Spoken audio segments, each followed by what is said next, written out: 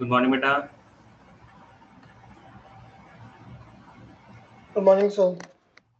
Good morning जी। Good morning sir. Good morning sir.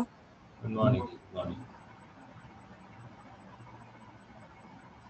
बेटा, कल की क्लास में हम लोगों ने वेक्टर्स में वेक्टर प्रोडक्ट के बारे में बात किया था। उसमें किसी को कोई दिक्कत है तो बताइए।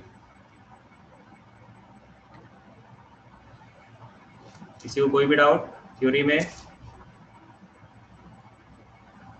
या किसी क्वेश्चन में? कल की क्लास में एक दो जो क्वेश्चंस दिए थे वो हो गए हैं क्या? Yes sir. Yes sir. हो गए हैं? डिस्कस करने की जरूरत है क्या?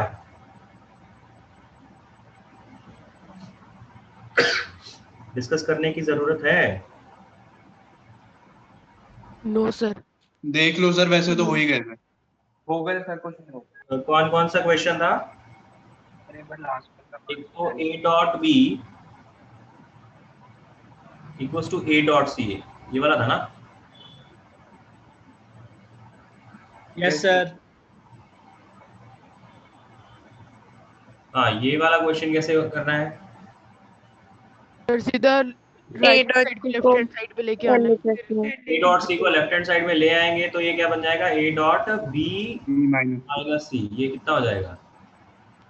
ये 0।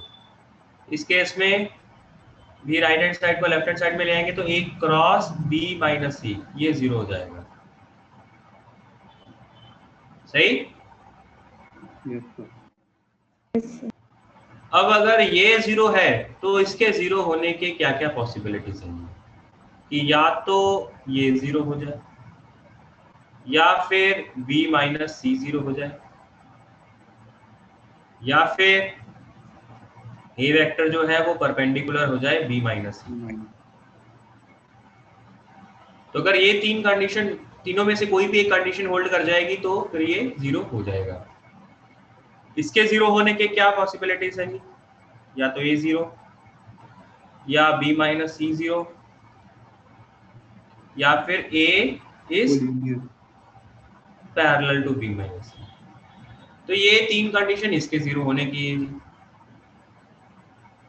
ठीक, अब दोनों को 0 तो होना ही होना है, वो तो कंडीशन है ही। तो ये वाला केस तो आपको पहले ही रूल आउट करने को बोला गया है, ये तो कंसिडर ही नहीं करना जी। और ये वाला केस, अब ए वेक्टर साइमल्टेनियसली b माइनस सी के परपेंडिकुलर भी हो जाए और b माइनस सी के पैरेलल भी हो जाए, ऐसा तो हो नहीं सकता ना। यस। अगर परपेंडिकुलर होगा तो ये 0 होगा, ये नहीं 0 हो पाएगा। अगर पैरेलल होगा तो सेकंड वाला 0 हो पाएगा, पहला नहीं 0 हो पाएगा। तो दिक्कत यहाँ पे रहेगी जी। तो आपको चाहिए साइमल्टेनियसली 0, तो साइमल्टेनियसली 0 के लिए फिर ऑप्शन क्या बचता है? सिर्फ और सिर्फ ये वाला, राइट? हाँ जी, third, sorry next question. Sir इसमें ऐसे भी कर सकते हैं ना कि हम स्क्वायर करके ऐड करते हैं इसमें। मैं आपकी बात नहीं समझा, क्या आप क्या कहना चाह रहे हो? सर इस क्वेश्चन में हम स्क्वायर करके ऐड कर सकते हैं, फिर वो आइडेंटिटी यूज हो जाएगी। स्क्वायर करके ऐड कर सकते हो, ओके। लैग्रेंजेस आइडेंटिटी यूज करना चाह रहे हो? Yes sir. तो उससे कुछ बात बन रही है? सर वहाँ से मॉड ऑफ बी वेक्टर का square equals to mod of C vector का स्क्वायर आ गया था। तो वहां से तो फिर आपने ये बताया ना कि mod of b is equal to mod of c। Yes sir. अगर दो वेक्टर्स के मॉडुलस बराबर है तो उससे तो कोई गारंटी नहीं है कि b और c बराबर होंगे। यस सर, यही डाउट था।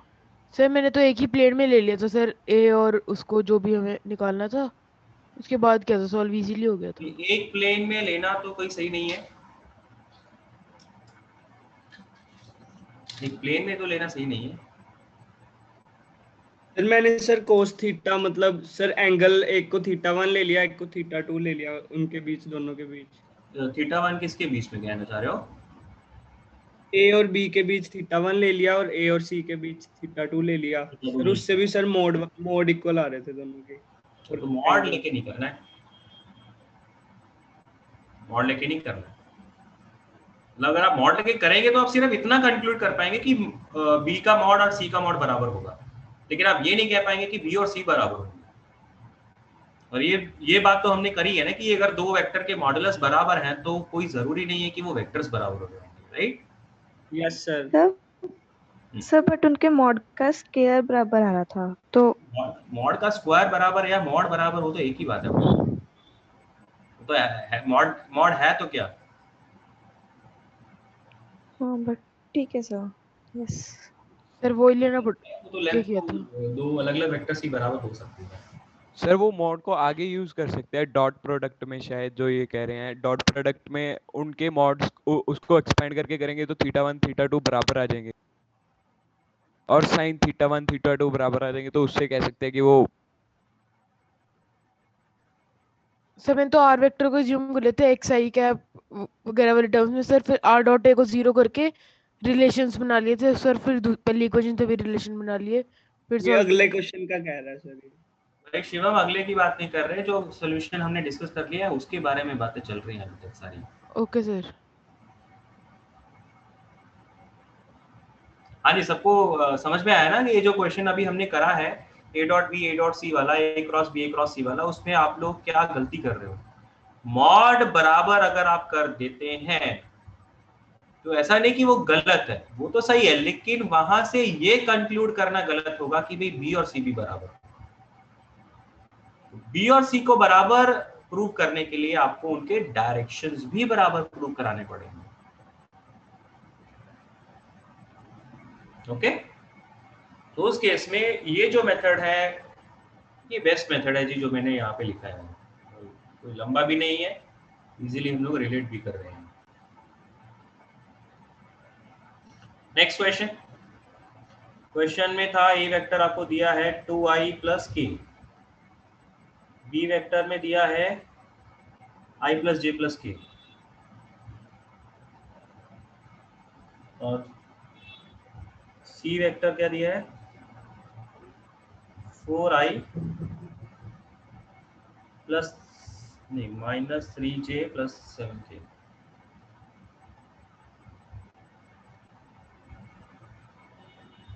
और फिर आपको बोला गया एक आर वेक्टर फाइंड आउट करना है जिसमें आपको कंडीशन दिया है कि भी R cross B is equal to C cross B, और साथ में दिया है R dot A equal to 0। ठीक, सॉल्व कैसे कर रहे हैं सर वो आप लोगों ने आर वेक्टर को एज्यूम कर X Y R Z vector को एज्यूम कर लिया X I cap plus Y J cap plus Z K cap. तो फिर आपने जो आर वेक्टर है तो पहले आपने आर क्रॉस बी सॉल्व किया होगा लेफ्ट हैंड साइड से, और that is equal to C cross B आपने सॉल्व किया होगा राइट हैंड साइड से, उन दोनों को इक्वेट कर दिया होगा, है ना? Yes sir. और फिर आर डॉट ए को 0 करके वहां से इक्वेशंस बना लिया, तो इक्वेशंस बना के सिंपलीफाई करके एक्स वाई जेड की वैल्यू आ गई होगी, राइट? एक ही है? Yes sir yes sir. Yes sir यही बिल्कुल, आपका जो मेथड है बिल्कुल सही है ना, उसमें कोई दिक्कत नहीं है। वो मेथड भी फॉलो कर सकते हो आप, लेकिन मुझे लगता है उसमें थोड़ी कैलकुलेशन ज़्यादा हो जाएगी, और हम लोग एक दूसरा मेथड डिस्कस करेंगे। आप लोगों ने है ना जो मेथड मैं आपको बताऊंगा वो भी फॉलो करने का ट्राई करना है, क्योंकि यहाँ पे तो आपको कंपोनेंट फॉर्म में चीज़ें दी गई हैं, लेकिन कंपोनेंट फॉर्म में जब चीज़ें नहीं आती हैं तो आपको वेक्टर्स को फिर समाओ है ना रिलेट तो करना पड़ता है कि भी वो उनके डायरेक्शंस क्या होंगे या उनके मैग्नीट्यूड्स वगैरह क्या होंगे। वो सब रिलेट करने के लिए हम लोग थोड़ा इक्वेशंस की हेल्प से इनको सॉल्व करेंगे।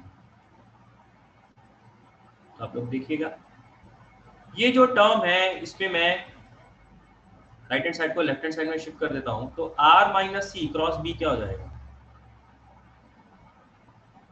0। यस हो जाएगा। अब बेटा अगर इन दो वेक्टर्स का क्रॉस प्रोडक्ट 0 है तो ऐसा तो कब हो सकता है? लीनियर होने चाहिए या फिर या तो r माइनस सी जीरो हो जाए, मतलब r equal to C vector हो जाए, या फिर b वेक्टर जीरो हो जाए, या फिर r वेक्टर माइनस सी वेक्टर क्या हो जाए, इसके कोलिनियर।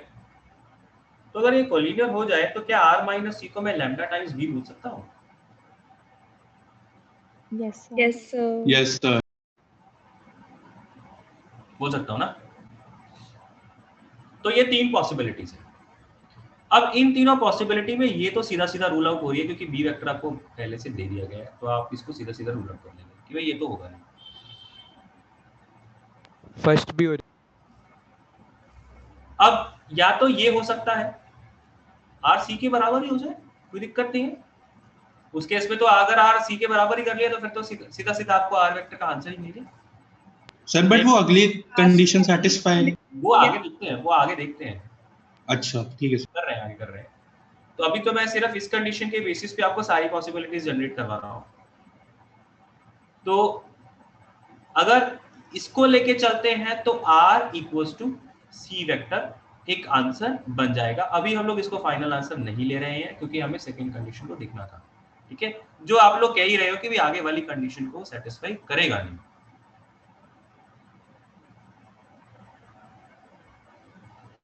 ओके, यहाँ पे सी में 7k है ना, मैंने यहाँ पे थोड़ा गलती कर दिया। ओके, तो अभी फिलहाल हम लोग ये कह सकते हैं कि भाई ये पॉसिबल तो है, लेकिन सेकंड वाली इक्वेशन में चेक करके देख लेंगे,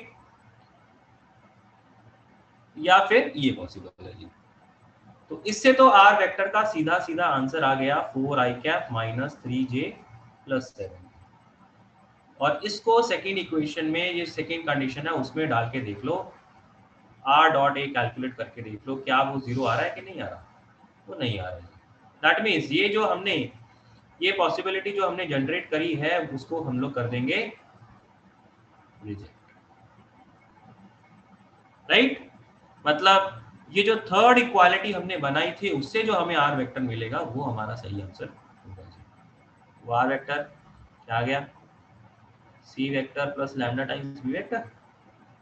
अब क्या सी वेक्टर पता है, बी वेक्टर पता है, और आर डॉट ए कैलकुलेट कर लेंगे क्या?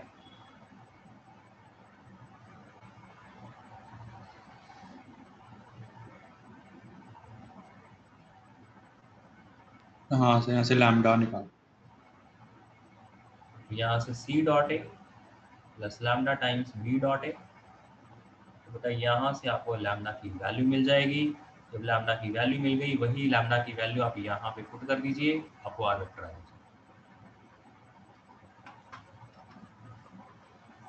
ठीक, यस सर। इसमें थोड़ा सोचना पड़ता है लेकिन कैलकुलेशन कम रहती है, और अभी तो मैं आपको एक एक चीज समझा रहा हूँ इसलिए थोड़ा है ना मुझे हर एक स्टेप लिखना पड़ रहा है। जब आप लोग ये सीख चुके होंगे तो आपको फिर ये सारे स्टेप लिखने भी नहीं होंगे, आप डायरेक्टली सोच लेंगे, कर लेंगे।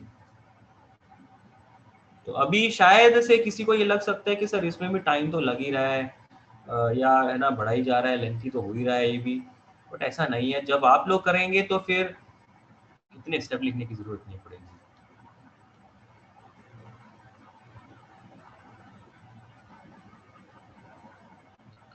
अब इसका आंसर क्या आ रहा है ये आप लोग बता दीजिए। मतलब आप लोगों ने जो एक्स वाई जेड के मेथड से करा होगा वो तो आंसर तो मैच करना ही चाहिए। Minus I minus 8j plus 2k। 2k cap. Yes sir, यही याद एक जन बताओ, नंदिनी बताइए बेटा आप। So minus I cap minus I cap minus 8J cap minus 8j plus 2k। 2K cap. Okay, ये आंसर आ रहा है, सब लोग चेक कर लीजिए।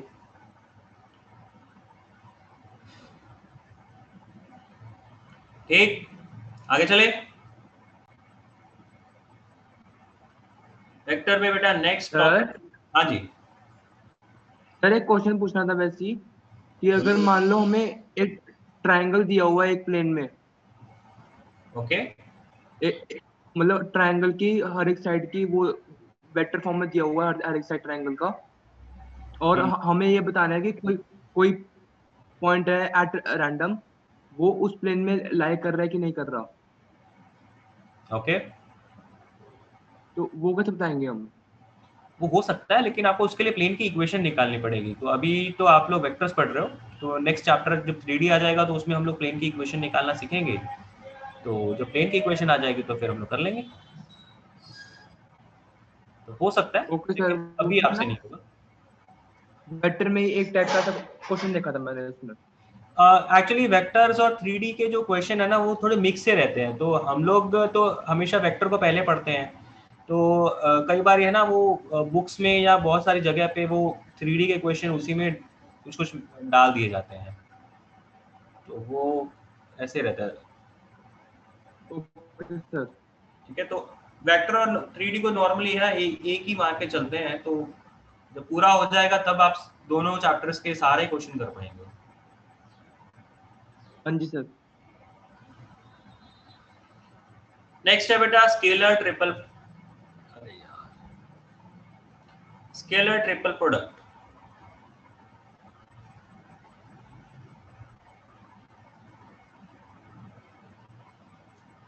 स्केलर ट्रिपल प्रोडक्ट, इसको ब्रैकेट है ना शॉर्ट फॉर्म में हम लोग STP भी बोल देते हैं। अब स्केलर ट्रिपल प्रोडक्ट का मतलब क्या है? देखिए यहाँ पे नाम से आप थोड़ा रिलेट करिए। ट्रिपल का मतलब क्या? 3 वेक्टर्स का प्रोडक्ट हो रहा होगा। और स्केलर का मतलब क्या? जो प्रोडक्ट से आएगा वो स्केलर क्वांटिटी होगी। जो रिजल्टेंट वैल्यू है प्रोडक्ट की वो क्या आनी चाहिए? वो एक स्केलर वैल्यू होनी चाहिए, राइट? तो स्केलर ट्रिपल प्रोडक्ट की जो डेफिनेशन है वो क्या है कि मान लीजिए हमारे पास 3 वेक्टर्स हैं, A vector, B vector, C vector. अगर इन तीनों वेक्टर्स का मुझे स्केलर ट्रिपल प्रोडक्ट करना है तो क्या करना होगा? इनमें से किसी 2 वेक्टर का तो आपको क्रॉस प्रोडक्ट करना पड़ेगा और फिर तीसरे के साथ उसका डॉट प्रोडक्ट करना पड़ेगा। आप इन तीनों का स्केलर ट्रिपल प्रोडक्ट निकालना चाह रहे हो, तो उसको निकालने के लिए आपको इनमें से किसी 2 का तो क्रॉस प्रोडक्ट करना पड़ेगा। मान लीजिए मैंने A और B का क्रॉस प्रोडक्ट करा दिया और फिर उसका जो रिजल्टेंट आएगा उसको मैं C के साथ डॉट प्रोडक्ट करा रहा हूँ। तो इस सिचुएशन में आपको जो तीनों का प्रोडक्ट भी हो जा रहा है और रिजल्टेंट आपको स्केलर भी मिलेगा। अब तीनों का क्रॉस प्रोडक्ट नहीं करा सकते। तीनों का क्रॉस प्रोडक्ट कराएंगे तो अल्टीमेटली वो जो रिजल्टेंट होगा वो एक वेक्टर ही आ जाएगा। आप तीनों का डॉट नहीं करा सकते। अगर डॉट कराएंगे तो जो पहले दोनों का डॉट हुआ होगा वो खुद स्केलर आ जाएगा। वो उस स्केलर वैल्यू को वेक्टर से मल्टीप्लाई करोगे तो फिर भी रिजल्टेंट वेक्टर ही आ जाएगा। तो 3 वेक्टर्स का प्रोडक्ट भी हो और रिजल्टेंट स्केलर भी आए तो ऐसा कब होगा? जब किसी 2 का क्रॉस होगा और फिर उसका रिजल्टेंट तीसरे के साथ डॉट होगा। ठीक है, अब यहाँ पे मैं आपको ये तो कह रहा हूं कि भी किसी 2 का क्रॉस करा लीजिए या फिर तीसरे के साथ डॉट करा लीजिए, लेकिन यहाँ पे ये ऑर्डर मैटर करेगा कि भाई कौन सा पहले लिखा गया कौन सा बाद में लिखा गया, खासकर जब क्रॉस की बात आती है। से A क्रॉस B लिखता हूँ या उसकी जगह B क्रॉस A लिखता हूँ, फर्क पड़ता है ना उसमें। तो सिंपली ये कहना कि भाई किसी भी दोनों का क्रॉस तीनों में से किसी भी 2 का क्रॉस करा दीजिए और तीसरे के साथ डॉट करा दीजिए, ये उतना ज्यादा सही नहीं है। इसमें रिजल्ट में फर्क पड़ सकता है और वो फर्क कहां पड़ता है उसके लिए हम लोग आगे इसको लिखते हैं। फर्क बेटा पड़ता है इसके ऑर्डर से। आप A B C को किस ऑर्डर में ले रहे हैं? देखिए जब भी स्केलर ट्रिपल प्रोडक्ट होता है तो उसको अगर मैं A cross B dot C लिख रहा हूं, मैं इसको बॉक्स के टर्म्स में लिख लेता हूं, बॉक्स बना लेता हूं जिसमें जो पहला वेक्टर लिखा गया है वो A वेक्टर हो जाता है, जो दूसरे वेक्टर लिखा गया है वो थोड़ा सा स्पेस डाल के हम लोग जाके लिख देते हैं, जो तीसरा वेक्टर लिखा है वो थोड़ा सा और स्पेस डाल के लिख देते हैं। तो इस तरीके से स्केलर ट्रिपल प्रोडक्ट को हम लोग इस बॉक्स के टर्म्स में भी लिख लेते हैं। और आपने हमेशा इस बॉक्स के टर्म्स में याद रख लेना है और फिर बॉक्स से इसको इस फॉर्म में कन्वर्ट आप कर सकते हो। ठीक, अब ये जो मैं ऑर्डर बोल रहा हूं ये कैसे, ये क्या है? देखिए इसमें ये जो ए बी सी हैं इनके ऑर्डर अगर ये क्लॉकवाइज में, मान लीजिए मैं ए बी सी लिख रहा हूं और उसकी जगह अगर मैं बी सी ए लिख रहा हूं तो बेटा इनके रिजल्ट्स बराबर आएंगे, इनके रिजल्ट बराबर आएंगे। आपने पूरे के सारे टर्म एक क्लॉकवाइज डायरेक्शन में आप बोल सकते हो कि मैंने रोटेट करा दिया, फर्स्ट को थर्ड पे ले गया और सेकंड और थर्ड को एक एक आगे शिफ्ट कर दिया। फिर से अगर मैं इसको और रोटेट करना चाहूं तो मैं और कर सकता हूं, मैं सी को पहले ले आता हूं, ए को मिडल में ले आया और बी को रोटेट करके इधर गया। तो बेसिकली मैं क्या कर रहा हूं, पूरा का पूरा क्लॉकवाइज में इसको रोटेट करे जा रहा हूं। ठीक, तो तब इनका रिजल्ट बदलेगा नहीं, तब इन तीनों की वैल्यू सेम आएगी।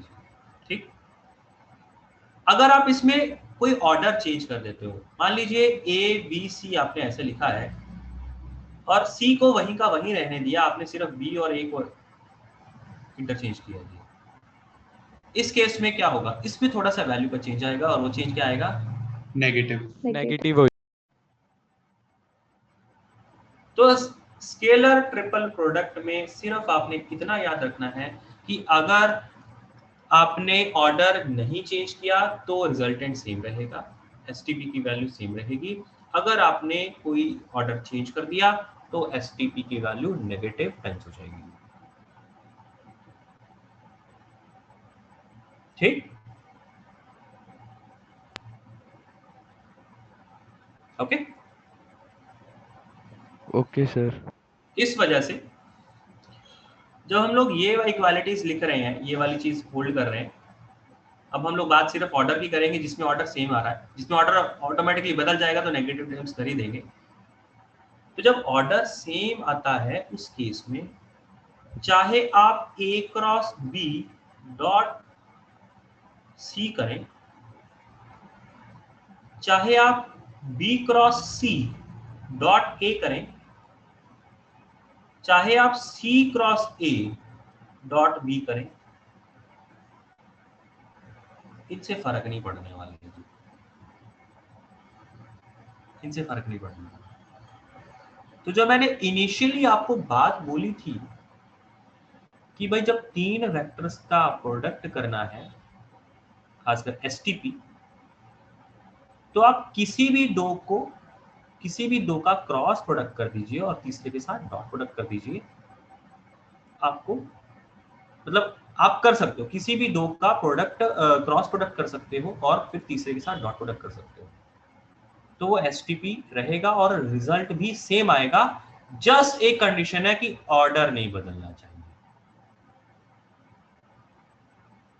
तो जब आप तीन वेक्टर का एसटीपी निकालते हैं तो तीनों में से किसी भी दो का आप क्रॉस करिए और फिर तीसरे के साथ डॉट कर लीजिए, कोई दिक्कत नहीं है। जस्ट एक कंडीशन आपने इंश्योर करनी है कि भी ऑर्डर ना चेंज हो। ऑब्वियसली यहां पे ये फर्दर और किसके बराबर है कि डॉट प्रोडक्ट, क्योंकि कॉम्यूटेटिव होता है, तो अगर मैं इसको C dot A cross B भी लिख दूं तो कोई दिक्कत नहीं होगी।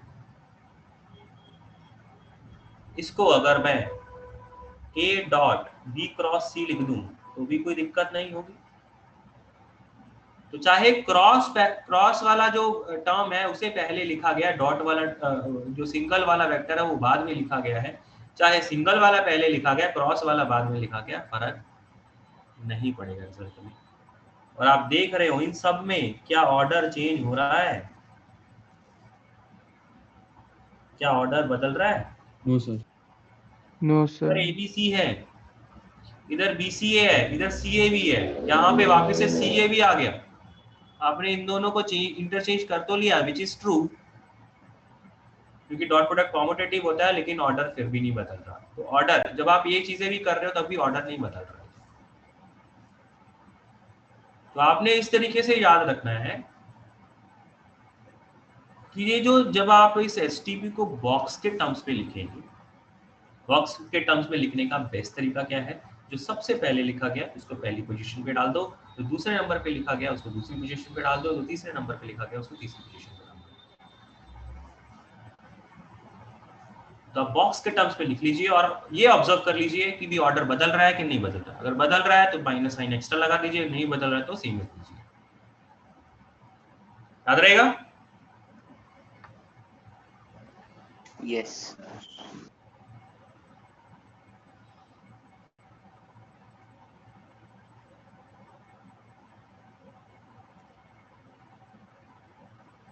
किसी को यहां तक कोई दिक्कत?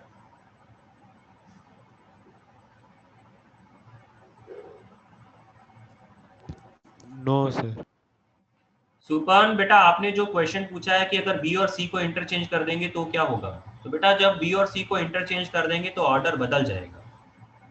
आप ए को वहीं पे रख रहे हैं और सिर्फ बी और सी को इंटरचेंज कर रहे हैं तो ऑटोमेटिकली वो ऑर्डर बदल जाएगा। जब ऑर्डर बदल जाएगा तो आंसर नेगेटिव टाइम्स हो जाएगा। ऑर्डर को थोड़ा आप रिलेट करिए कि वो क्लॉकवाइज में आप घुमाते रहिए, क्लॉकवाइज में घुमा के रिलेट करिए कि क्या अगर स्टार्टिंग में ए बी सी दिया गया है और बी और सी को चेंज करने के बाद ये जो ए सी भी बन जाएगा, क्या मैं इसको भी बदल बदल के क्या इसके बराबर कभी लेके आ सकता हूं? अगर तो क्लॉकवाइज रोटेट करा करा के इसके बराबर लेके आया जा सकता है, दैट मींस ऑर्डर आपका फाइनली चेंज नहीं हुआ है, ऑर्डर सेम ही है। अगर रोटेट करके इसको इसके बराबर नहीं लेके आया जा सकता, ऑर्डर बदल गया।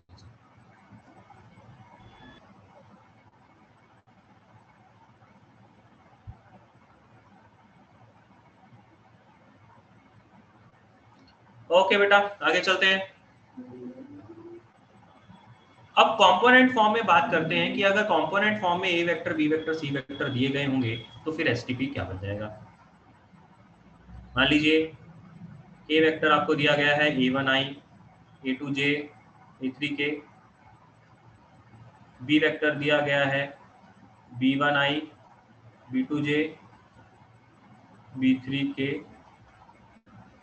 सी वेक्टर है c1i c2j c3k। अगर मैं आपको बोलूं कि मुझे एसटीपी निकालना है तो ये एसटीपी किसके बराबर होगा? देखिए कायदे से अगर मैं है ना प्रॉपरली इसका प्रूफ देखूं तो प्रूफ तो क्या रहेगा कि ए क्रॉस बी डॉट सी का मतलब क्या है कि पहले आप ए वेक्टर और बी वेक्टर का क्रॉस प्रोडक्ट करना चाह रहे हैं। दैट मींस आई जे के ए की वैल्यू यहाँ पे a1 a2 a3 b1 b2 b3 ये आ जाएगी, ये वेक्टर बन जाएगा आपका। ये इस वेक्टर को आप डॉट प्रोडक्ट करेंगे सी वेक्टर के साथ which is c1 c2 c3।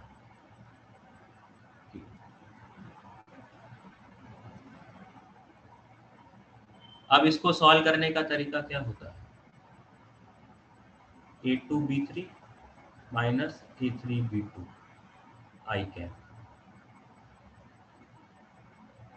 Plus a3 b1 minus a1 b2 J cap. ये कैप में a1 b2 ऐसा होता है ना।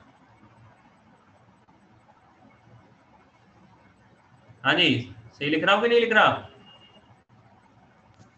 Yes yes sir. तो ये क्रॉस प्रोडक्ट करने के बाद ये जो रिजल्टेंट आया, ये आप अब सी के साथ इससे डॉट प्रोडक्ट कराएंगे तो फाइनली क्या आ जाएगा?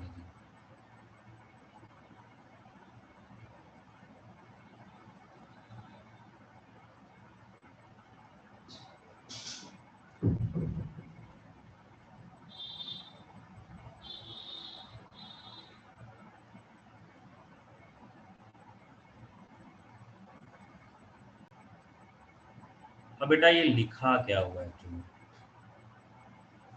आपने ये नहीं याद रखा, आपने क्या याद रखा, ये लिखा क्या है, this is determinant of A1 A2 A3 B1 B2 B3 C1 C2 C3।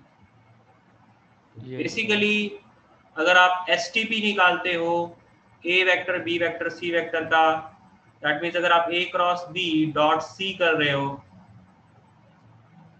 तो उसको सॉल्व करना बहुत ही आसान है, खासकर कंपोनेंट फॉर्म में, कि आप उसे डिटर्मिनेंट के टर्म्स में लेके चले जाएंगे।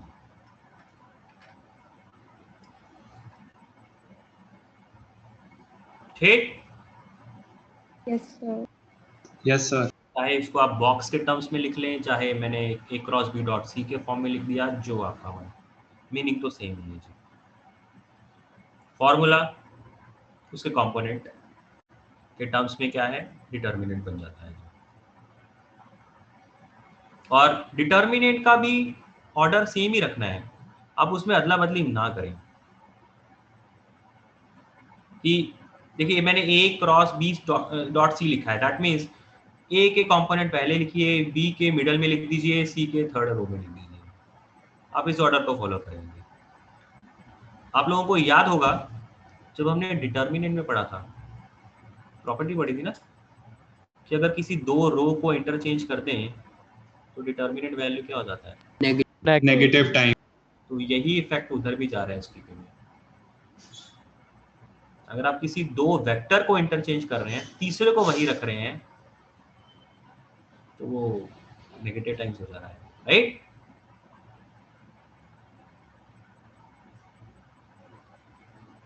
और अगर आप पूरा का पूरा ऑर्डर घुमा देते हैं, मतलब पूरा का पूरा क्लॉकवाइज इसको घुमा देते हैं जिससे ऑर्डर चेंज ना हो, दैट मींस बी को सी की जगह पे, सॉरी बी को ए की जगह पे ले गए, सी को बी की जगह पे ले आए और ए को लास्ट में ले गए, उससे होगा क्या, कोई फर्क नहीं। साइड में डिटर्मिनेंट है वो भी क्या हो जाएगा, B1 वाला जो B वाला टर्म है, सेकंड वाला जो रो है वो फर्स्ट पे आ जाएगा, थर्ड रो सेकंड पे आ जाएगा, पहला रो तीसरे पे जा चुका होगा।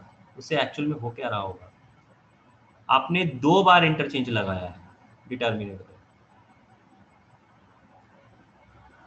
और अगर किसी डिटर्मिनेंट में दो बार है ना इंटरचेंज लगा दें तो वो सेम बन जाता है ना।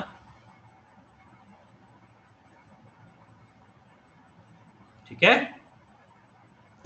यस समझ में आ रहा है ना सबको। Yes sir. सर हल्की स्पीड ऊपर करना, ये पेज की स्टार्टिंग लिखनी है तो। एक सेकेंड,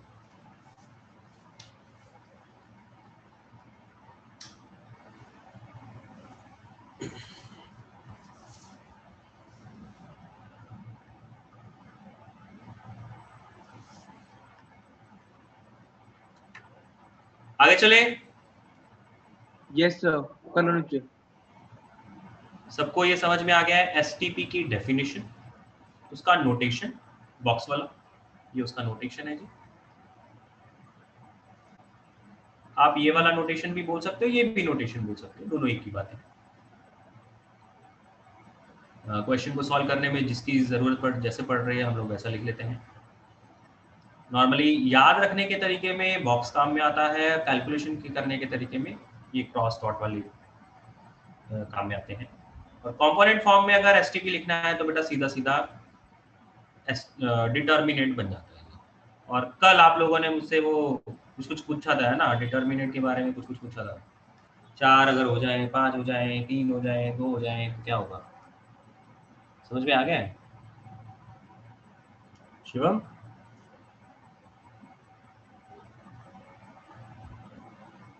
यस सर, समझ गया।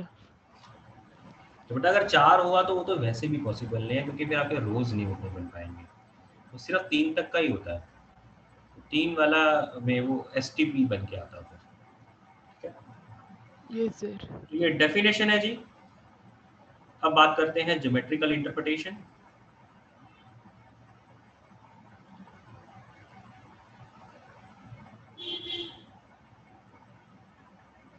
ज्योमेट्रिकल इंटरप्रिटेशन क्या है,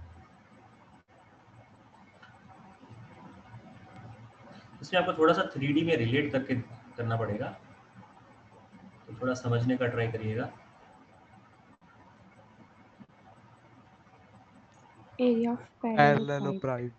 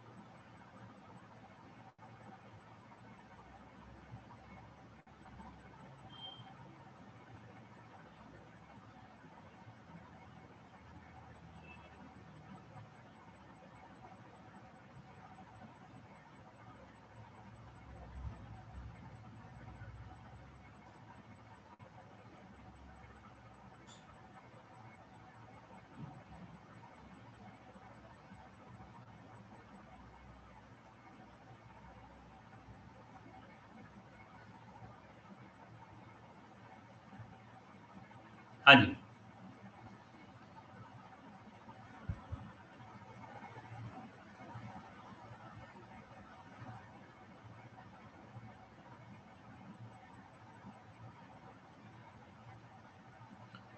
बेटा मैंने ये 3 वेक्टर लिए हैं, A vector, B vector, C vector. A vector, B vector, C vector, अगर ये मैं यहाँ पे इनको है ना एक इन जनरल वेक्टर्स ले रहा हूँ, तो इसमें मैं किसी भी दो को ये नहीं मान के चल रहा कि ये दोनों आपस में परपेंडिकुलर हैं।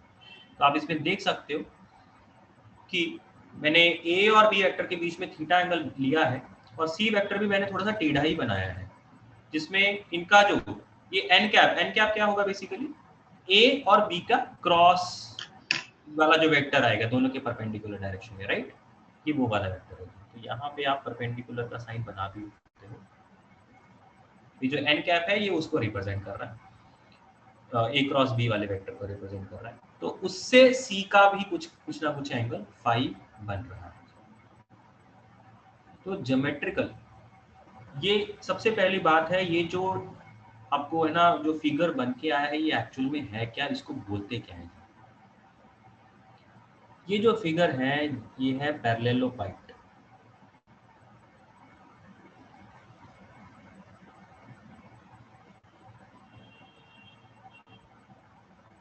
पैरेललोपाइड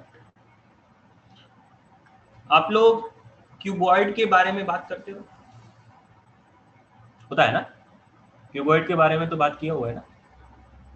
क्या होता है क्यूबॉइड? क्यूबॉइड में क्या होता है, जो बेस है वो एक रेक्टेंगल बन के आता है। यस, जो बेस होता है उसका वो एक रेक्टेंगल होता है ना, तो उसके जो बेस के दो एडजेसेंट साइड्स वो आपस में क्या होते हैं 90 डिग्री, क्योंकि वो रेक्टेंगल बना रहे हैं। यस, और जो क्यूबॉइड की हाइट है, जो हाइट है वो क्या होती है, वो बेस वाले दोनों लाइनों के परपेंडिकुलर होती है। ठीक, यस, तो वो जब है ना पूरा का पूरा फिगर बन जाता है तो उसको हमने उसका नाम होता है क्यूबॉइड। अब ये पैरेललोपाइड में क्या होता है, देखिए जो आपका बेस था वहां पे रेक्टेंगल, वो यहाँ पे रेक्टेंगल होने की बजाय वो एक पैरेललोग्राम है बेस, क्योंकि ये जो एंगल है, ये जो थीटा एंगल है, यहाँ पे थीटा एंगल ये 90 डिग्री नहीं है। अगर ये 90 डिग्री होता तो फिर ये वाला बेस भी क्या हो जाएगा, रेक्टेंगल बन जाएगा। तो यहाँ पे ये एंगल 90 डिग्री नहीं है, या ऐसा कहें कि अभी हम लोगों ने सारी पॉसिबिलिटीज क्रिएट करके चल रहे हैं, 90 डिग्री होना कोई जरूरी नहीं है। तो इस केस में ये जो बेस है फिर ये पैरेललोग्राम बन जाएगा, और साथ में जो इसकी हाइट है वो भी दोनों के परपेंडिकुलर नहीं है, वो भी एक टेढ़ी हाइट है जी, वो भी एक टेढ़ा हाइट है। तो इस वजह से ये एक काइंड ऑफ है ना, एक टिल्टेड क्यूबॉइड बोल सकते हो, जिसमें बेस को भी हमने, बेस भी हमारा रेक्टेंगल नहीं है और जो हाइट है वो भी टेढ़ी हो रही है जी। थ्री में विजुअलाइज हो रहा है? Yes sir. ठीक, तो सबसे पहले तो पैरेललोपाइड है क्या, कि उसका बेस क्यूबॉइड के साथ उसको कंपेयर करते हैं हम लोग, कि उसका जो बेस है वो क्यूबॉइड में रेक्टेंगल होता है, तो पैरेललोपाइड में बेस पैरेललोग्राम बनता है, और साथ में क्यूबॉइड में जो हाइट होती है वो पूरी वर्टिकल होती है, मतलब दोनों जो बेस वाली साइड्स हैं उनके परपेंडिकुलर होती है। यहाँ पे ये जो हाइट है या जो तीसरा वेक्टर कह लें, वो जो साइड है वो भी तीनों के दो, बाकी जो बेस वाले दोनों लाइनें हैं उसके परपेंडिकुलर होना कोई जरूरी नहीं है। ठीक है, अब हम लोग बात कर रहे थे इसकी ज्योमेट्रिकल इंटरप्रिटेशन की, वो हम लोग एसटीपी में कर रहे हैं जी। अगर ए वेक्टर, बी वेक्टर और सी वेक्टर का एसटीपी निकाला जाए तो ये किसके बराबर होगा? ए क्रॉस बी क्या है? Mod A mod B into sine of theta into N, right?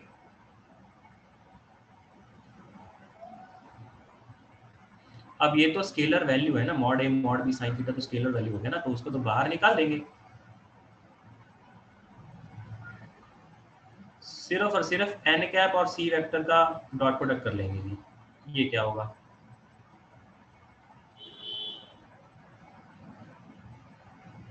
ये क्या होगा?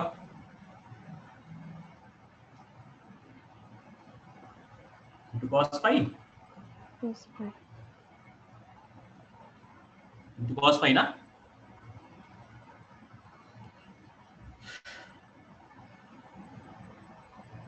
तो यहां से ये जो मॉड ऑफ एन कैप ये तो 1।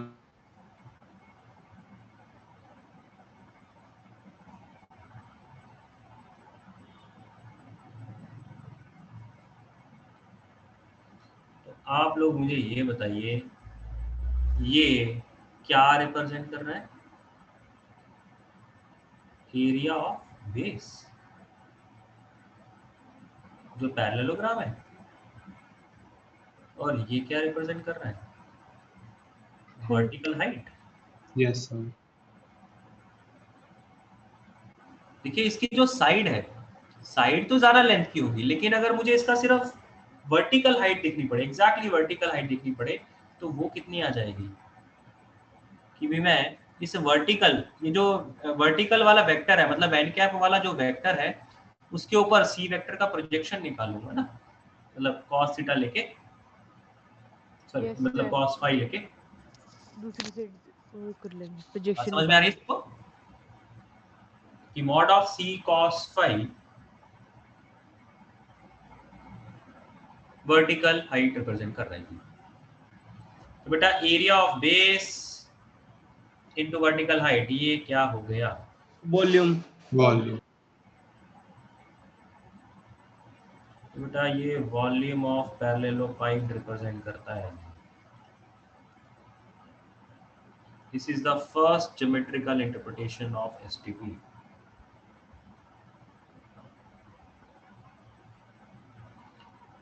कहने का मतलब, अगर A vector, B vector, C vector आपको दिए गए हैं और आपको बोला गया है ये तीन वेक्टर हैं और इन तीनों वेक्टर से एक पैरेललोपाइड बनाइए, ये तीन वेक्टर एडजेसेंट साइड्स हैं ऑफ ए पैरेललोपाइड, तो उसका वॉल्यूम अगर कैलकुलेट करने को बोला जाए तो आप क्या करेंगे? आप एसटीपी निकालेंगे। ओके, यहाँ पे ये याद रखना भी जरूरी है, A vector, B vector, C vector क्या है? They represents the sides of parallelepiped. Adjacent sides बोलेंगे तो ज्यादा अच्छा है, अदरवाइज वैल्यू देके हम लोग देख सकते हैं कि भाई कोई पैरेलल वाली तो बात होगी नहीं। ऑटोमेटिकली वो एडजेसेंट साइड्स ही रिप्रेजेंट कर रहा होगा।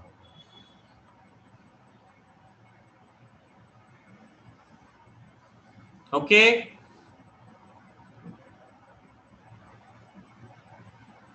आगे चले। अब सेकंड हम लोग बात करते हैं ज्योमेट्रिकल इंटरप्रिटेशन।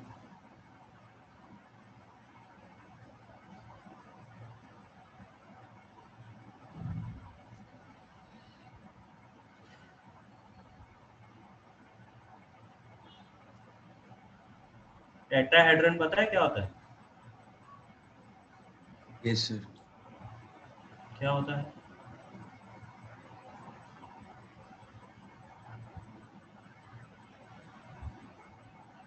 टेट्राहेड्रन क्या होता है बेटा?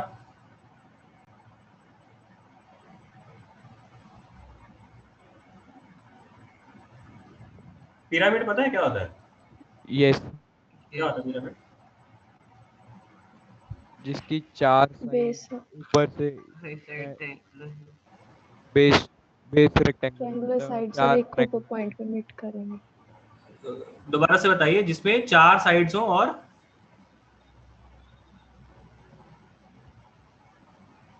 सर 5 साइड्स होती हैं। 5 साइड्स होनी चाहिए।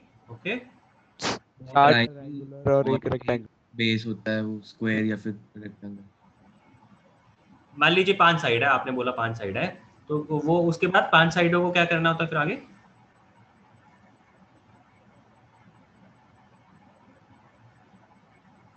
तो एक स्क्वायर बेस होएगा और 4 triangular figures. 4 triangle. Okay, sides उसकी फेसेस बन जाएंगी। ओके, ट्रायंगुलर फेसेस नीचे वाला वो क्वाड्रिलेटरल क्वाड्रिलेटरल होना चाहिए। वो स्क्वायर कह रहा है, क्वाड्रिलेटरल कह रहा है, कोई 5 साइड्स भी कह रहा है। रेगुलर Sir, पिरामिड है तो होएगा polygon- स्क्वायर। पॉलीगन, पॉलीगन में क्या कह रहे हो? ऊपर कोई पॉइंट पे वो ज्वाइन कर रहे हो और फेसेस बन रहे हो। बिल्कुल ठीक है, सही है। ठीक है, सबसे पहली बात, एक पिरामिड क्या है जी? एक पिरामिड में ना एक बेस होगा। वो बेस कितने भी साइड का हो सकता है। नॉर्मली आप 4 साइड वाला देखते हो, लेकिन वो कितने भी साइड का हो सकता है। 5 साइड्स का भी हो सकता है, 6 का भी, 7 का भी, 8 का भी। और वो ऑब्वियस ही बात है, रेगुलर पॉलीगन भी हो सकता है, इररेगुलर भी हो सकता है। रेगुलर पॉलीगन आप जानते हो किसको बोलते हैं? इसमें सारे साइड्स और सारे एंगल्स बराबर हो जाए, दैट इज रेगुलर पॉलीगन। अगर कुछ बदल जाएगा तो फिर वो इररेगुलर पॉलीगन हो जाएगा। तो क्या होगा, एक बेस होगा, उस बेस में मान लीजिए 5 पॉइंट है जी, ठीक है, पेंटागन बन रहा है, रेगुलर चाहे इररेगुलर कुछ भी ले लो। मान लो 5 साइड का मैंने बेस ले लिया, तो उसके 5 वर्टिसेस भी होंगे। तो एक जो टॉप मोस्ट पॉइंट होगा, उस टॉप मोस्ट पॉइंट को आपने बेस के 5 पॉइंट के साथ ज्वाइन करा रहे हैं। 5 पॉइंट के साथ ज्वाइन करा रहे हैं। जो टॉप मोस्ट पॉइंट होगा, उस पॉइंट को आपने बेस के, अगर 5 साइड्स हैं तो 5 वर्टिसेस भी होंगे, तो उन 5 वर्टिसेस से उसको ज्वाइन करा देना है। ऐसी फिगर को बोला जाता है पिरामिड। अगर बेस में 4 पॉइंट्स है, मतलब क्वाड्रिलेटर है, तो चारों के साथ ज्वाइन करा दो। अगर बेस में एक ट्रायंगल है, तो उस टॉप मोस्ट पॉइंट को ट्रायंगल तीनों वर्टिसेस से ज्वाइन करा दोगे। अगर बेस में 10 वर्टिसेस हैं, तो उस पॉइंट को 10 के साथ ज्वाइन करा दोगे। तो बेस में नंबर ऑफ साइड्स का होना फिक्स नहीं होता, दैट कैन बी एनीथिंग। बस जितने वो साइड्स होंगे उतने ही ऑब्वियस सी बात है वहां पे वर्टिसेस होंगे। तो हर एक वर्टेक्स को जो टॉप वाला पॉइंट है उसके साथ ज्वाइन करा देना है, सीधा सीधा। तो ऑब्वियस सी बात है, कितने ट्रायंगल बन जाएंगे? अगर मैं टेढ़े वाले ट्रायंगल की बारे में बात करूं, जितने साइड का वो पॉलीगन है जी। Yes sir. अगर 5 साइड का पॉलीगन होगा तो पहली लाइन के साथ एक ट्रायंगल बन जाएगा, दूसरी साइड होगा तो उससे एक ट्रायंगल बन जाएगा, तीसरी साइड होगा उससे एक ट्रायंगल बन जाएगा। तो ऐसे करके अगर 5 साइडेड का पॉलीगन है बेस में, तो 5 ट्रायंगल्स बन जाएंगे टेढ़े वाले। और अगर 4 साइड है तो 4 बन जाएंगे, 3 साइड है तो 3 बन जाएंगे, 6 साइड है तो 6 बन जाएंगे accordingly. That is a pyramid. अब टेट्राहेड्रन क्या है?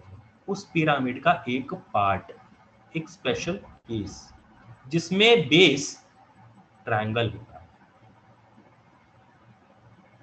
सर आपने भी ये कहा था ना कि अगर पॉलीगन के बेस के जितनी साइड्स होते हैं ट्रायंगल्स बनेंगे। बिल्कुल जी। Okay sir. ये मैं टेढ़े वाले बोल रहा हूँ, टेढ़े वाले बोल रहा हूँ।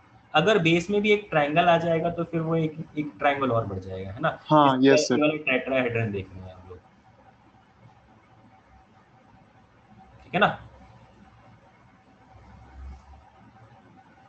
हाँ जी, सबको ये बात समझ में आई है पिरामिड क्या है जी, और पिरामिड के बाहर टेट्राहेड्रन क्या है जी? यस। तो अब हम लोग यहाँ पे बात करेंगे टेट्राहेड्रन के बारे में और उसका ज्योमेट्रिकल इंटरप्रिटेशन विद एसटीपी। तो मान लीजिए ये टेट्राहेड्रन में नीचे वाला ट्रायंगल भी गिनते हैं। देखिए यहाँ पे कोई आपको ये नहीं होता कि आपको कोई काउंटिंग करके पूछता है कि भाई इसमें कितने ट्रायंगल है। वो तो जस्ट मैंने आपको समझाने को बोला है कि भाई उसमें एक्चुअल में कितने ट्रायंगल बन रहे होंगे साइड्स में। तो सर तो फिर टेट्राहेड्रन मतलब हुआ क्या फिर? होंगे एक बेस में ऑलरेडी है जी, तो देखा जाए तो 4 है ही, ठीक है ना? 4 हो गए ना? Yes sir. सर तो मतलब वो डिफरेंट तो है नहीं वैसे पिरामिड से। अरे पिरामिड का स्पेशल केस है, वो कोई अलग नहीं है।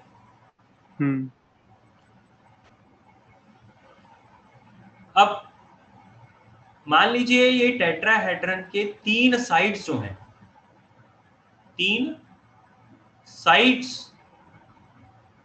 जो है वो रिप्रेजेंट कर रहे हैं by A vector, B vector and C vector. मतलब A vector, B vector, C vector आपको टेट्राहेड्रन की 3 साइड्स बोले गए हैं। तो फिर इसका मतलब इन 3 वेक्टर से बनने वाले टेट्राहेड्रन का वॉल्यूम क्या होगा? बेसिकली यहाँ पे भी हम लोग वॉल्यूम को ही रिलेट कर रहे होते हैं। तो अगर A vector, B vector, C vector से बनने वाला एक टेट्राहेड्रन लिया जाए तो उस टेट्राहेड्रन का वॉल्यूम क्या होगा वो हम लोग देखते हैं जी। तो बेटा एक पिरामिड का या ना जो अगर हम लोग डायरेक्टली है ना वॉल्यूम ऑफ टेट्राहेड्रन के बारे में बात करें तो वो वॉल्यूम ऑफ टेट्राहेड्रन एक्चुअल में होगा क्या?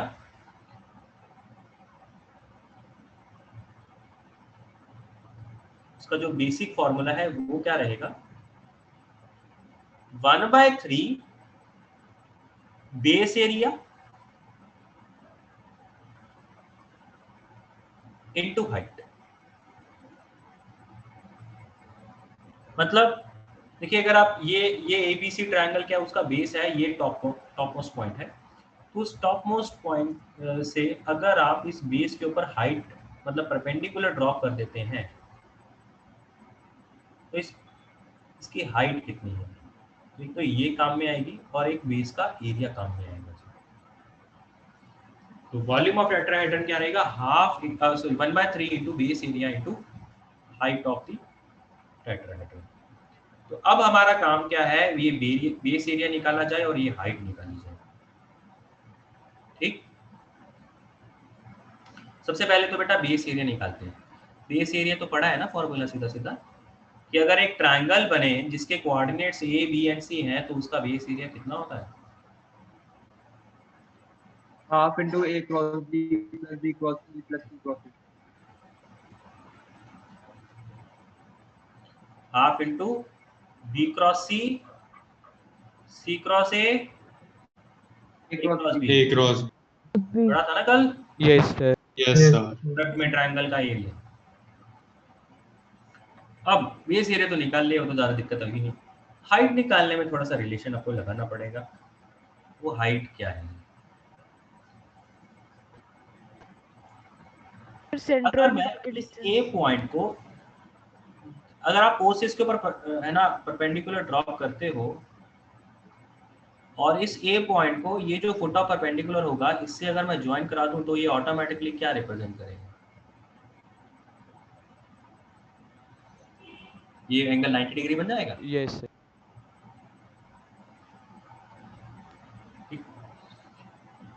अब बेटा मुझे पहले क्या करना है, मुझे पहले इस जो बेस है ना, इस बेस का नॉर्मल वेक्टर निकालना है।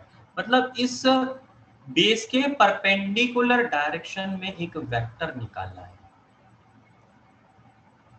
बेस के परपेंडिकुलर डायरेक्शन में वेक्टर चाहिए, मतलब पर्पस मेरा उसकी डायरेक्शन कैलकुलेट करना है। तो क्या हमने ये पढ़ा हुआ है कि अगर इसी बेस का वेक्टर एरिया निकाला जाए तो वेक्टर एरिया ऑफ बेस क्या है जी? वो परपेंडिकुलर ऊपर वाली। ये ऊपर वाला ही। ये जो फॉर्मूला लिखा है बस इसमें मॉड हटा देंगे। मॉड हटा देंगे, यस। तो बेटा ये जो वेक्टर एरिया है, ये जो वेक्टर एरिया है, इसमें जो कुछ तो वैल्यू रहेगी, मैग्नीट्यूड तो रहेगा, साथ में इसकी डायरेक्शन कौन सी रहेगी, ये इसके बेस के परपेंडिकुलर वाली रहेगी। ठीक है। तो बेटा अगर मुझे ये हाइट निकालनी है ना, तो ये हाइट किसके बराबर है? This height h is equals to projection of a vector on vector area।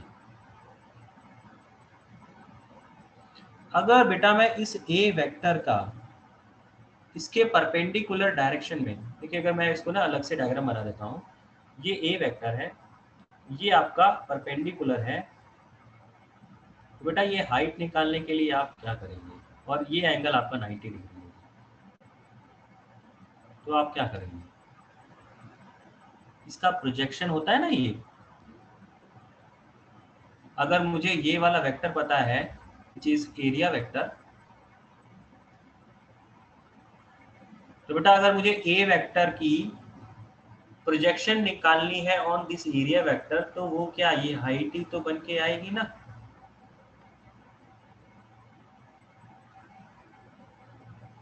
बनेगा? Yes sir. सब लोगों को ये बात समझ में आ रही है?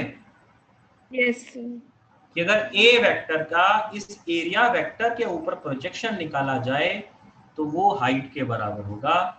तो हाइट फिर किसके बराबर हो गई जी? प्रोजेक्शन कैसे निकालते हैं कि पहले तो इन दोनों का डॉट प्रोडक्ट कर देते हैं जी,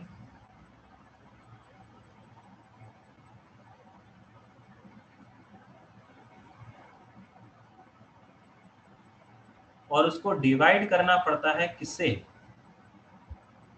इसके मॉड से। जिस पे प्रोडक्ट प्रोजेक्शन ऊपर प्रोजेक्शन निकाला है, यहाँ पे सॉरी यहाँ पे क्रॉस लिखना था, जिसके ऊपर प्रोजेक्शन निकाला गया है उसके मॉड से डिवाइड करना पड़ता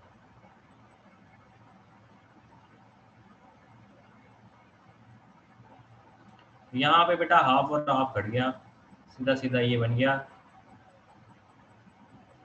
तो अब आप इसको a dot b cross c बन जाएगा, फिर a dot c cross a बन जाएगा, फिर a dot a cross b बन जाएगा।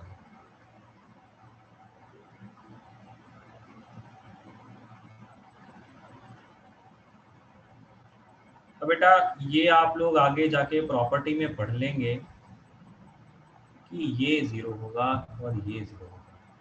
अगर सेम जगह पे STP में, मतलब एक STP में एक नहीं दो वेक्टर सेम हो जाए, कोई भी दो वेक्टर सेम हो जाए तो उसका STP वैल्यू ऑटोमेटिकली 0 हो जाएगा। क्या कुछ वॉल्यूम रहेगा फिर उसका? वॉल्यूम तो कुछ रहेगा ही नहीं। या आप ऐसा बोल सकते हो, मान लो आप तीसरे वाले में बात करें, अगर a क्रॉस b निकालेंगे तो ये जो वेक्टर आएगा ये a के परपेंडिकुलर। Yes sir. जब ये a के परपेंडिकुलर होगा तो उसी के साथ अगर आप डॉट प्रोडक्ट करेंगे तो वो तो फिर 0 हो ही जाएगा।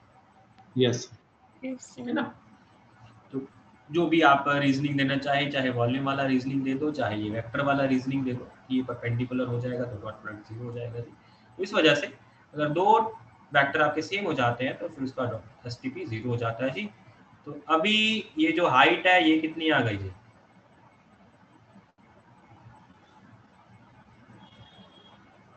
अब हाइट कैलकुलेट कर लिया, बेस एरिया कैलकुलेट कर लिया है, और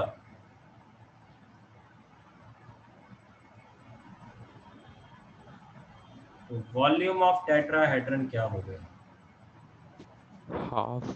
हाफ इंटू ये A cross B dot A dot B cross. Yes sir, ये हो जाएगा। यस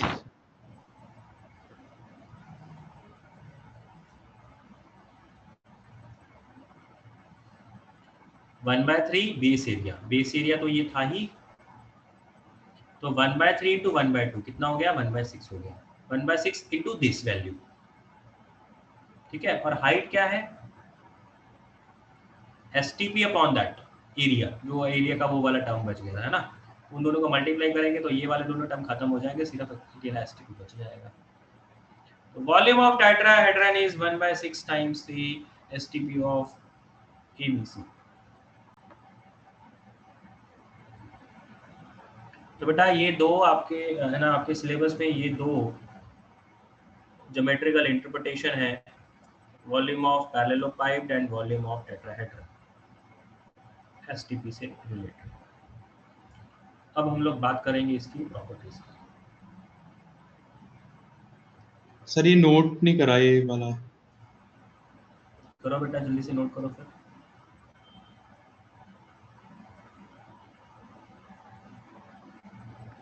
सर हम अगर बी या सी की प्रोजेक्शन निकाल लें एरिया वेक्टर पे तो भी आ जाएगा ना आंसर? वो भी सेम आएगा। Yes sir. अगर आप बी के साथ इसका प्रोजेक्शन निकालते तो बेटा बी डॉट बी सी आता, यस सर। वो तो 0 हो जाता।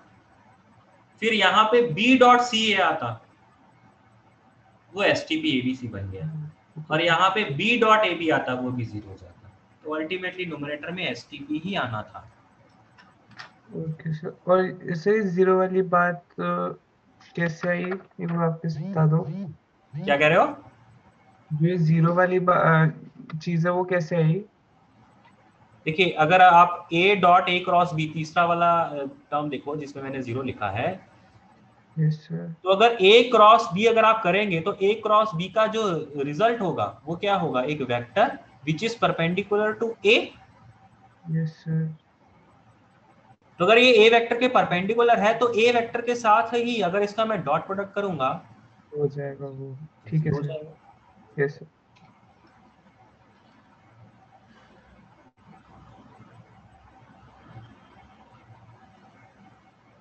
प्रॉपर्टीज पे चले, नोट कर लिया सानिध्य? हाँ जी सर, कर लिया। बेटा प्रॉपर्टीज पे चल रहे हैं अभी। तो प्रॉपर्टीज में पहला पॉइंट तो बेटा वही है ऑर्डर वाली बात, तो मैं उसको यहाँ पे दोबारा से लिख रहा हूँ।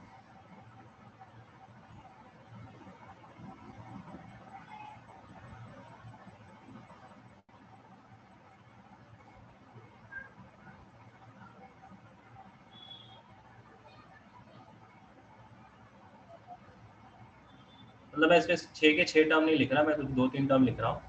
तो पर्पस इसका सिर्फ यही है कि भाई cyclic order should remain same.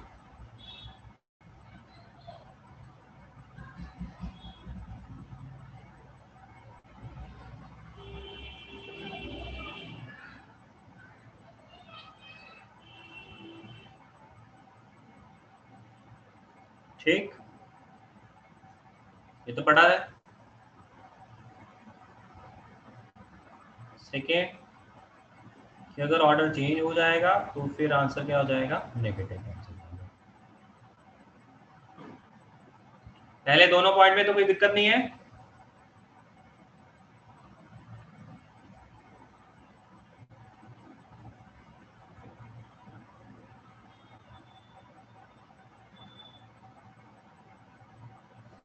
Third, अगर एक वेक्टर k टाइम्स है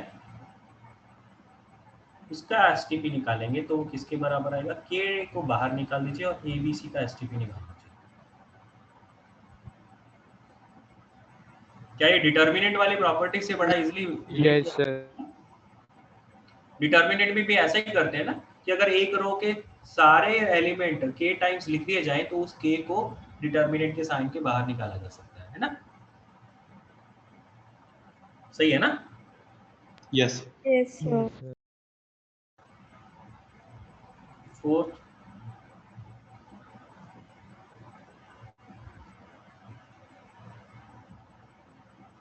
अगर एक वेक्टर दो वेक्टर के सम से बना हुआ है और फिर सी और डी लिखा हुआ है तो ये किसके बराबर होगा? Plus of B vector C vector D.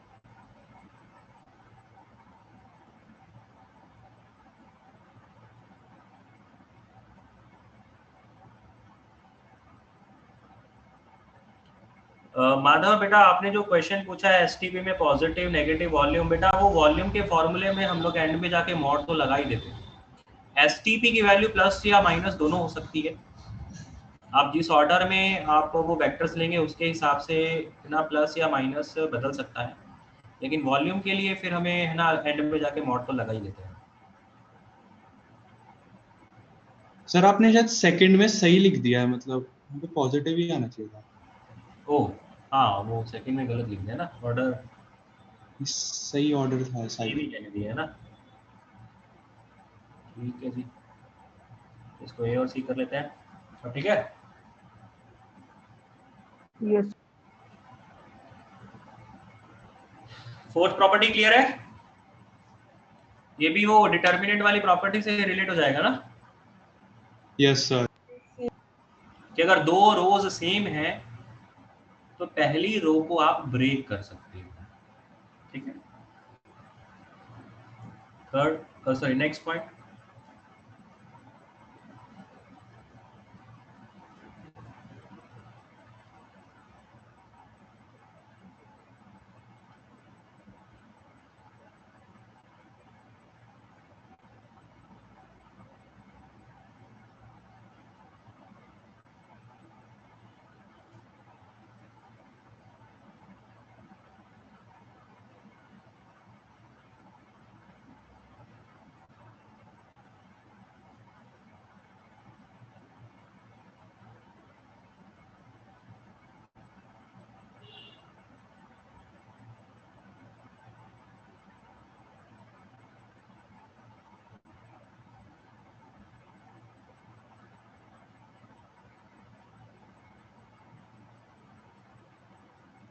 ये फिफ्थ पॉइंट बहुत इंपॉर्टेंट पॉइंट है, इसे हम लोग बार बार यूज भी करते रहेंगे और खासकर 3D में प्लेन की इक्वेशन निकालने में इसका बहुत रोल होता है। अगर कोई तीन वेक्टर है और वो कोप्लेनर है तो उसका एसटीपी 0 आएगा।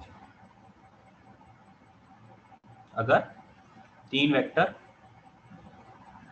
कोई भी तीन वेक्टर है और वो कोप्लेनर है तो उसका एसटीपी 0 आएगा। और इसका वाइस वर्सा कि अगर एसटीपी तीन वेक्टर का 0 है तो आप उन्हें बोल सकते हो कि they are coplanar. Okay, yes. कारण क्या? अगर ए बी सी तीनों कोप्लेनर है तो इसका मतलब क्या होगा? अगर आप उसका अब आप उसका एसटीपी निकाल के देखिए, मान लीजिए मैंने ए और बी सिलेक्ट कर लिया तो ए क्रॉस बी किया तो ए क्रॉस बी का जो रिजल्टेंट होगा वो क्या होगा? परपेंडिकुलर टू सी के परपेंडिकुलर आ जाए, सरफेस होगा perpendicular to that plane. Yes sir. तो अगर ए क्रॉस बी का जो रिजल्टेंट है वो परपेंडिकुलर टू द प्लेन आ रहा है और फिर आप उस रिजल्ट को सी के साथ डॉट प्रोडक्ट कर रहे हैं, और क्योंकि सी सेम प्लेन में है तो इस वजह से उस रिजल्टेंट और सी में भी कितना एंगल होगा? 90 डिग्री। Yes. डॉट प्रोडक्ट कराएंगे तो 0 हो जाएगा। ओके,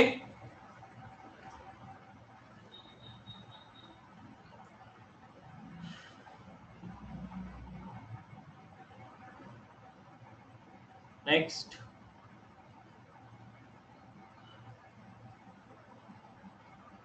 ये तो अभी हमने बात कर ही लिया कि अगर k टाइम्स a वेक्टर है b वेक्टर,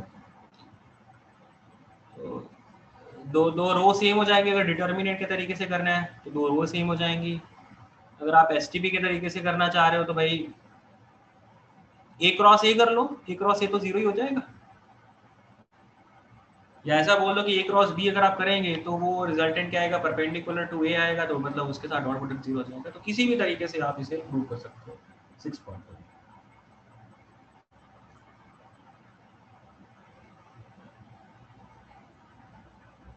सेवेंथ पॉइंट है, ये भी बहुत इंपॉर्टेंट पॉइंट है जी।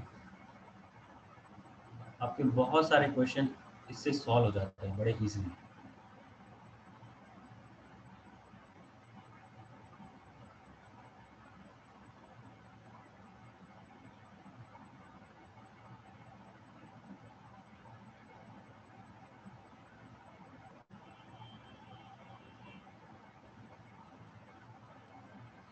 अगर 3 वेक्टर हैं जो कि गिवन 3 वेक्टर ABC के टर्म्स में लिखे गए हैं, मान लीजिए ABC 3 वेक्टर आपको दिए गए हैं और उन तीनों के कॉम्बिनेशन से पहले मैंने एक वेक्टर बना लिया which is x1 times a vector plus y1 times b vector plus z1 times c vector.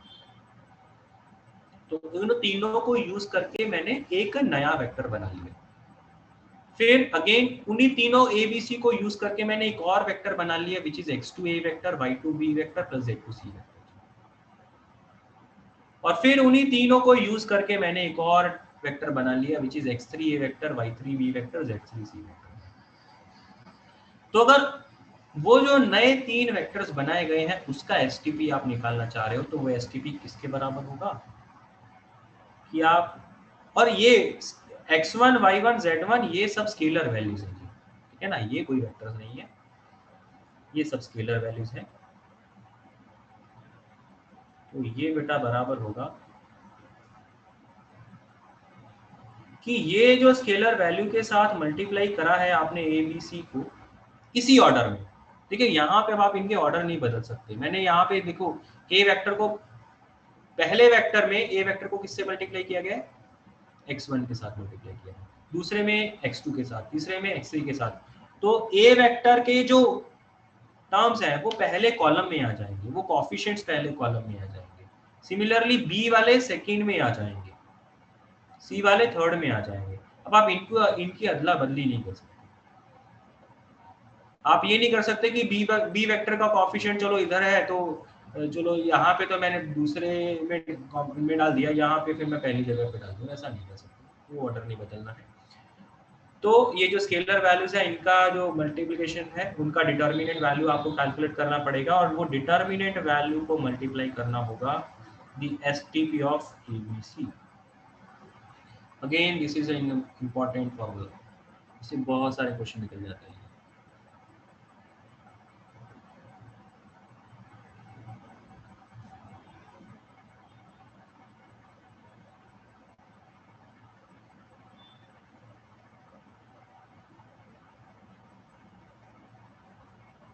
ठीक,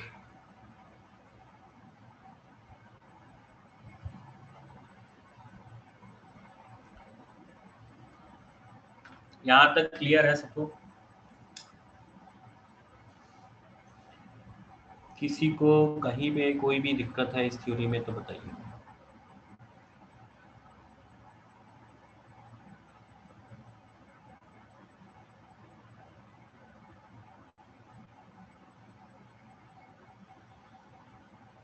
तो इसके ऊपर बेस्ड क्वेश्चंस करें।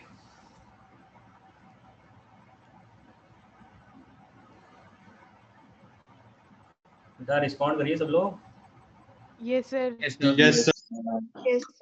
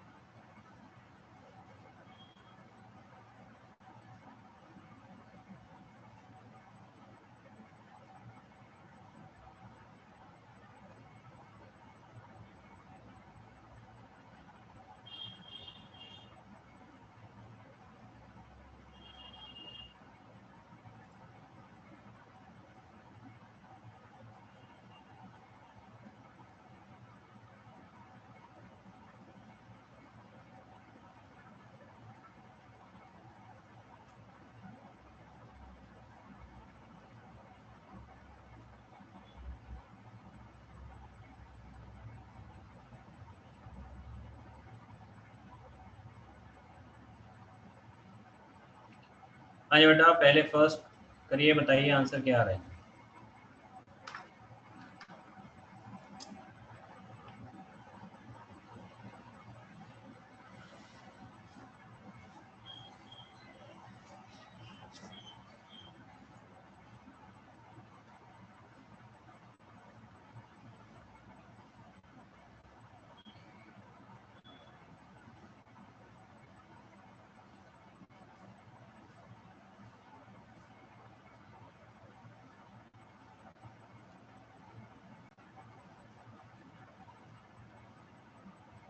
Sir -14. Okay, Yes, sir. Yes, sir. -14. Yes, sir.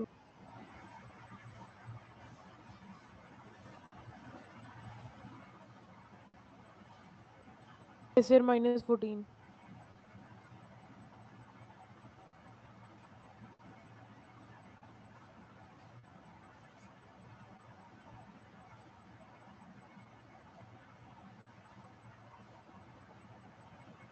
Sir lambda -4. Okay,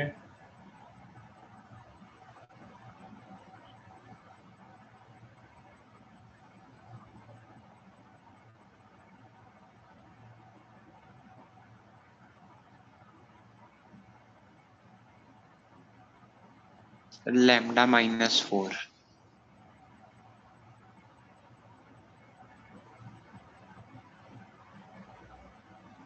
first का answer -14 आ रहा है सबका।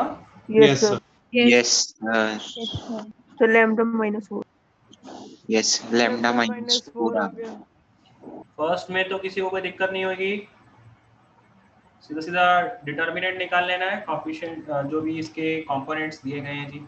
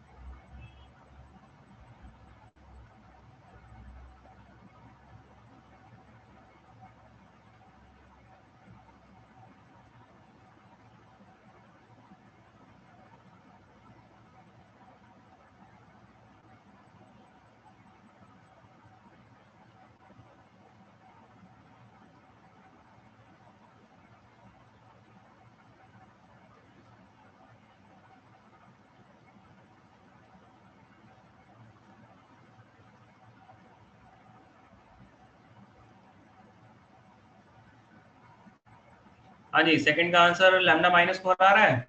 Yes, sir. Yes, sir. आपको ये तीनों वेक्टर कोप्लेनर बोले हैं, तो कोप्लेनर होने की कंडीशन क्या पड़ी अभी हमने? डिटर्मिनेंट 0 कर Determinant 0. डिटर्मिनेंट 0 कर देना है, इसका एसटीपी 0 कर देना है। ठीक, उनके जो कंपोनेंट्स हैं उनका डिटर्मिनेंट निकाल के उसको 0 के बराबर करना है, तो वहां से लैम्डा इक्वल्स टू -4 आ जाएगा।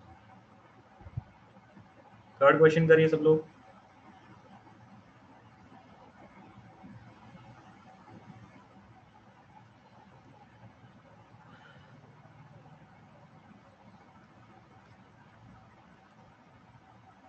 -8। ओके, देखते हैं।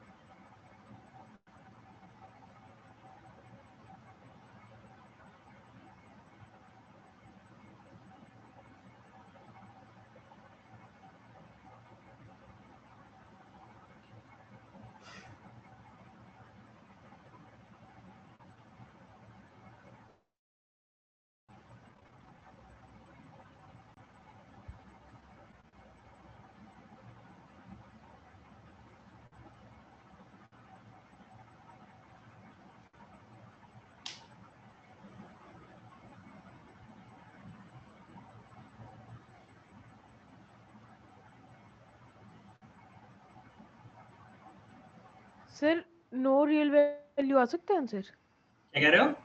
No real value of lambda. होने को तो आंसर तो हो सकता है।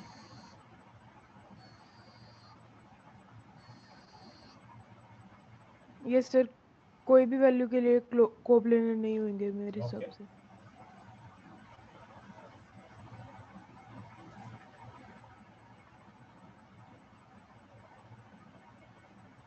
हाँ जी, इसमें करना क्या है आपने? किन्हीं भी तीन को डिटरमिनेंट सर 1 मिनट पे ओके, 1 मिनट बस होने वाला है। करिए। सर इसमें लैम्डा की डिफरेंट वैल्यूज के लिए आ सकते हैं वो प्लेनर, मतलब 3-4 वैल्यू। यस सर, तभी yes sir, no real value बोल रहे हैं। एक सिंगल वैल्यू के लिए सारे कोप्लेनर नहीं आएंगे। तो बेटा ऐसा कैसे हो सकता है कि भी अलग हाँ अलग? 1 मिनट सर, बस 1 मिनट, सॉरी अभी क्लिक किया सर तुम। सर पहले ये भी तो देखना पड़ेगा जो पहले 3 वेक्टर्स है वो कोप्लेनर है। यस सर, हाँ यहीं पे आप गलती कर रहे हो।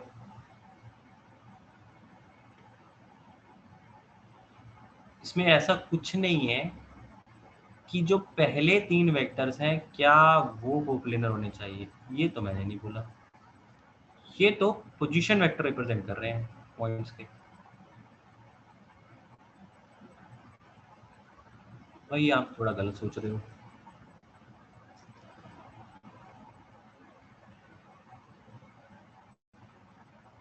ओके नहीं है सर ये तो।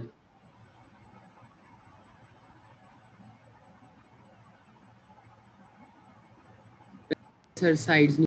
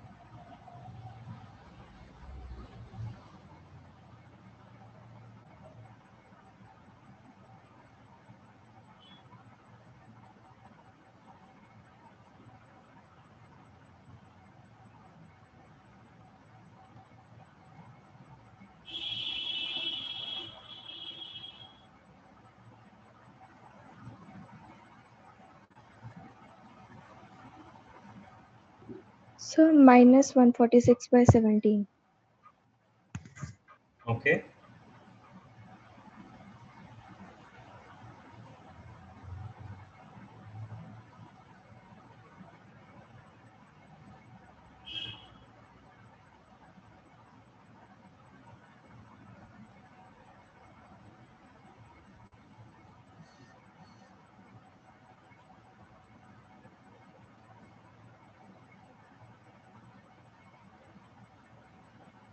द थर्ड वाला करा लो डिस्कस सर।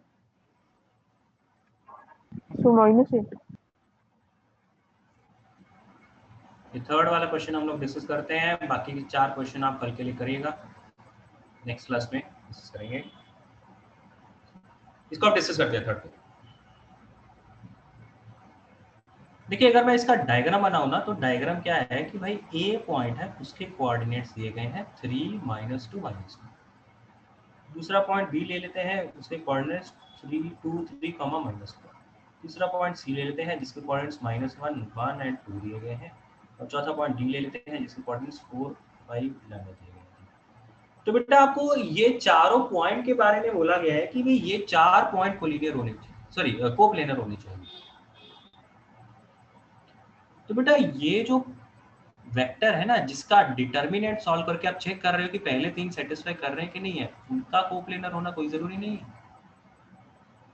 क्योंकि ये 3i - 2j - k ये क्या रिप्रेजेंट कर रहा है कि यहाँ पे कोई ओरिजिन पॉइंट होगा, उस ओरिजिन को मैं इस a से ज्वाइन करूंगा तो वो ये वाला वेक्टर है, b पॉइंट से ज्वाइन करूंगा तो ये वाला वेक्टर बनेगा, c पॉइंट से ज्वाइन करूंगा तो ये वाला वेक्टर बनेगा। तो बेटा ये वेक्टर का कोप्लेनर होना कोई जरूरी नहीं है, ये तो टेढ़े भी हो सकते हैं। क्या आप लोग बात को समझ रहे हो? Yes sir.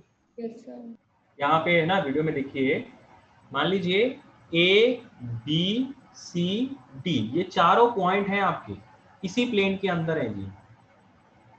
तो बेटा ओ पॉइंट इस प्लेन के बाहर हो सकता है, यहाँ पे हो सकता है। तो अगर ओ पॉइंट यहाँ पे है तो ए पॉइंट को जब मैं ज्वाइन करूंगा तो वो वेक्टर पहला वाला दिया गया है। फिर बी पॉइंट जब दूसरी जगह पे है तो उस पॉइंट को अगर मैं ओरिजिन को जब मैं बी से ज्वाइन करूंगा तो वो दूसरा वेक्टर रिप्रेजेंट कर रहा है। फिर इसी प्लेन में जो तीसरा पॉइंट है उसको जब मैं ओ से इस ओरिजिन से ज्वाइन कराऊंगा तो वो तीसरा वेक्टर रिप्रेजेंट कर रहा है। तो ओरिजिन से ए को जब ज्वाइन करा रहे हो, बी को जब ज्वाइन करा रहे हो, सी को जब ज्वाइन करा रहे हो, तो क्या वो कोप्लेनर होंगे? उनका कोप्लेनर होना जरूरी है? No sir. No sir. वो तो कोई कोप्लेनर होना जरूरी नहीं है। उसके लिए तो फिर ओरिजिन को ही अंदर इस प्लेन के अंदर लाई करना पड़ जाएगा, तभी ऐसा हो पाएगा। ओके, तो कोप्लेनर होंगे क्या? कोप्लेनर होंगे बेटा A B vector, A C vector, A D vector. Yes. कि ये पॉइंट जो ए बी सी डी ये तीनों के तीनों इसी प्लेन के अंदर है, तो जब मैं ए और बी को ज्वाइन करने वाला वेक्टर कैलकुलेट करूंगा ना, ये पूरा का पूरा वेक्टर इस प्लेन में होगा। आपका ए पॉइंट भी उसी सरफेस में है, बी पॉइंट भी उसी सरफेस में है, तो ए बी वेक्टर भी उसी सरफेस में होगा, ठीक है ना? तो मतलब ए बी वेक्टर आपने निकालना है, तो ए बी वेक्टर क्या आ जाएगा? कितना आएगा? Minus I plus 5j minus 3k minus A C vector ये क्या आएगा? i plus 7j। A C vector मतलब minus 4i plus 3j plus 3k and A D vector i cap plus 7j और lambda plus 1k। Sir -146/7। Yes sir, यही आ रहा है। यही आ रहा है सर। यही आ रहा है। Yes sir. तो अब आपने इन तीनों का एसटीपी निकाल के 0 के बराबर करना है और लैम्डा की वैल्यू निकालनी है। सर कोई भी 3 ले सकते हैं ना वेक्टर्स? कोई भी 3 ले सकते हो। Yes sir. लेकिन कोई भी 3 में ना जरूरी पता क्या है? जरूरी है कि ये इंडिपेंडेंट होने चाहिए। आप ऐसा नहीं ले सकते कि भाई आपने ए बी उठा लिया, आपने बी सी उठा लिया और तीसरा आपने सी ए उठा लिया, या सी ए बोल दो या ए सी बोल दो, एक ही बात है। आप ये नहीं उठा सकते। मतलब ऐसा ना हो कि जो 3 वेक्टर आप उठा रहे हैं वो तीनों पॉइंट से ही कनेक्टेड है, मतलब वो 3 वेक्टर Yes, sir. 3 ही पॉइंट से कनेक्टेड है, चौथा चारों कोई point नहीं है। तो ऐसा अगर आप करते हैं तो फिर तो बेटा हमेशा ये 0 ही आएगा, फिर तो आपको लैम्डा कुछ मिलेगा ही नहीं। Yes sir. ठीक है, तो गो प्लेन आप उठा कोई भी सकते हैं, लेकिन इतना जरूर देखें कि भाई चारों पॉइंट का कहीं ना कहीं कोई ना कोई रोल जरूर है। ऐसा ना हो जो 3 वेक्टर आपने उठाए हैं वो 3 ही पॉइंट से के मेल से बने, ठीक है ना? ओके बेटा, thank you. Thank you sir. Thank you sir. Thank you sir.